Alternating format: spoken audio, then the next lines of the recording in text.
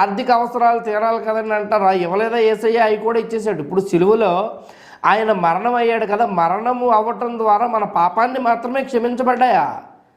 మన యొక్క రోగాలు కొట్టివేయబడ్డాయి అంటే మనకు ఆరోగ్యాన్ని ఇచ్చేశాడు. మన యొక్క దరిద్రం కొట్టివేయబడింది అంటే మనకు ఆర్థిక అవసరతలను కానీ ఆర్థిక సమృద్ధిని కానీ సిలువలోనే యేసయ్య మనకి ఇచ్చేశాడు.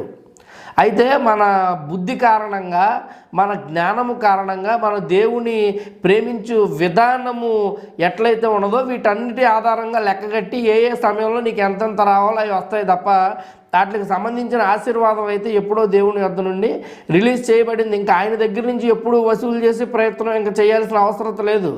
ఇంకేదైనా ఉందంటే నువ్వే ఆయనకి తిరిగి ఇవ్వాలి. అక్కడి నుంచి వచ్చి అన్నీ వచ్చేసినాయి, ఇంకా మన దగ్గర నుంచి వెళ్ళి ఆయనకి వెళ్ళవలసిన అవసరం ఉంది. అందుకని మనం ఎవరి కోసం పనిచేస్తున్నాం? ఈ యూదులు దగ్గరే ఉన్నట్టుగా ఉంటున్నారు, యూదులతోనే సహజీవనం చేస్తున్నారు, యూదులై ఉన్నారు వీరు, యూదా